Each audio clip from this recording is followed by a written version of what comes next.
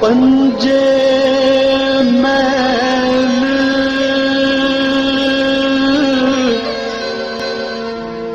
پنجاں وچ چانن۔ آپ نے فرمایا میرے اہل بیت حضرت نوح علیہ السلام کی کشتی ہے، جو اہل بیت سے اپنی محبت کو استوار کر لے گا وہ کامیاب ہو جائے گا، جو اہل بیت سے محبت کا رشتہ توڑ دے گا وہ اس قوم کی طرح ہلاک کر دیا جائے گا۔ دیوا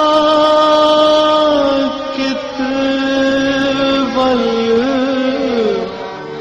ایک صبح رسول پاک صلی اللہ علیہ وسلم جب باہر تشریف لائے تو آپ نے اون کی بنی ہوئی ایک بڑی منقش قسم کی چادر اپنے اوپر اوڑھ رکھی تھی۔ آپ جب باہر نکلے تو سامنے سے امام حسن علیہ السلام تشریف لا رہے تھے۔ آقا علیہ السلام نے حضرت حسن بن علی آپ کو اپنی چادر کے اندر لے لیا، پھر ساتھ ہی امام حسین آ گئے۔ رسول پاک صلی اللہ علیہ وسلم نے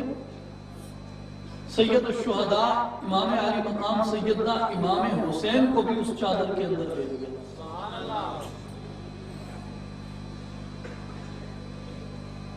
پھر ساتھ ہی سیدہ طیبہ طاہرہ سیدہ فاطمہ الزہرا رضی اللہ تعالی عنہ آپ بھی آ گئی۔ رسول پاک صلی اللہ علیہ وسلم نے ان کو بھی اپنی اسی چادر میں لے لیا، اور ساتھ ہی شیر خدا مرتضی مشکل کشا حضرت علی رضی اللہ تعالیٰ عنہ تشریف لائے تو رسول پاک صلی اللہ علیہ وسلم نے ان کو بھی اپنی اسی چادر کے اندر داخل کر لیا۔ اب امام الانبیاء محمد رسول اللہ صلی اللہ علیہ وسلم مولائے شباب جنت سیدنا امام حسن کو بھی اندر لے لیا، سید الشہداء امام علی مقام کو بھی اندر لے لیا، سیدۃ النساء کو بھی اندر لے لیا اسی چادر میں، اور حضرت مولا کائنات شیر خدا رضی اللہ تعالیٰ عنہ کو بھی اسی چادر میں لے لیا۔ حضرت عائشہ فرماتی ہیں کہ جب رسول پاک صلی اللہ علیہ وسلم نے اپنے سمیت ان چاروں کو اس چادر میں لے لیا، آقا پاک صلی اللہ علیہ وسلم نے فرمایا اے میرے پروردگار یہی میرے اہل بیت ہیں۔ تو ہمیں سب سے پہلا جو سبق ہے وہ اہل بیت کے اور پنجن پاک کے ادب کا سبق ہے۔ جیڑے تھا مٹی دے بھالے ہو کدی نہ ہوں دے کانجے ہو، کہ جن کے اندر ادب نہیں ہے، جن کے اندر پنجن پاک کا اہل بیت کا ادب نہیں ہے، وہ مٹی کے برتن ہیں جو کبھی بھی کانچ کے برتن نہیں ہو سکتے، وہ کبھی بھی سجا کے شلف میں نہیں رکھے جا سکتے۔ شلف میں سجا کے وہی رکھے جائیں گے جو کانچ کے برتن ہوں گے، جو ادب سے مزین ہوں گے، جو احترام سے مزین۔ قل لا اسألکم علیہ اجرا، اے محبوب فرما دیجئے کہ میں تم سے کسی اجرت کا طلبگار نہیں ہوں، الا مودۃ فی القربى، سوائے اپنے اقربا کی مودت اور ان کی محبت کے۔ اللہ نے قرآن میں کہا کہ اے محبوب صلی اللہ علیہ وسلم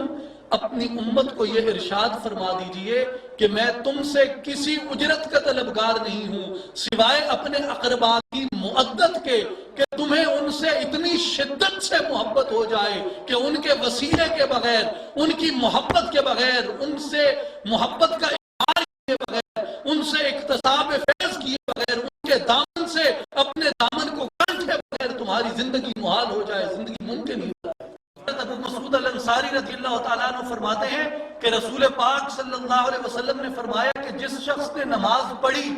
مجھ پر اور میرے اہل بیت پر سلام نہیں پڑھا، مجھ پر اور میرے اہل بیت پر درود نہیں بھیجا، آقا پاک نے فرمایا لم تقبل منہ، اس کی نماز قبول ہی نہیں کی جائے۔ اگر ہم درود نہ پڑھیں رسول پاک صلی اللہ علیہ وسلم کے اہل بیت پر تو ہماری نماز مکمل ہی نہیں ہوتی۔ امام سیوطی فرماتے ہیں کہ رسول پاک صلی اللہ علیہ وسلم نے فرمایا وَأَهْلُ بَيْتِي امان لِأَهْلِ الْأَرْضِ، میرے اہل بیت اہل زمین کے لیے امان ہے۔ فَإِذَا ذَهَبَ أَهْلُ بَيْتِي ذَهَبَ أَهْلُ الْأَرْضِ، اگر اس زمین سے میرے اہل بیت مٹ گئے اس زمین پہ رہنے والے مٹ جائیں گے. جس طرح یہ ستارے جھڑ جائیں گے تو اہل آسمان برباد ہو جائیں گے. رسول پاک نے فرمایا فَإِذَا ذَهَبَ أَهْلُ بَيْتِي، جب میرے اہل بیت اس زمین سے ختم ہو جائیں گے، ذَهَبَ أَهْلُ الْأَرْضِ، اس زمین پہ بسنے والوں کی امان ختم ہو جائے گی، ان کی سلامتی ختم ہو جائے گی. ہماری سلامتی نسبت اہل بیت میں ہے، اور اہل بیت کا ذکر بلند کرنا، اہل بیت سے محبت کرنا، یہ ہمارے لیے اس دنیا کے اندر لازم ہے. اس لیے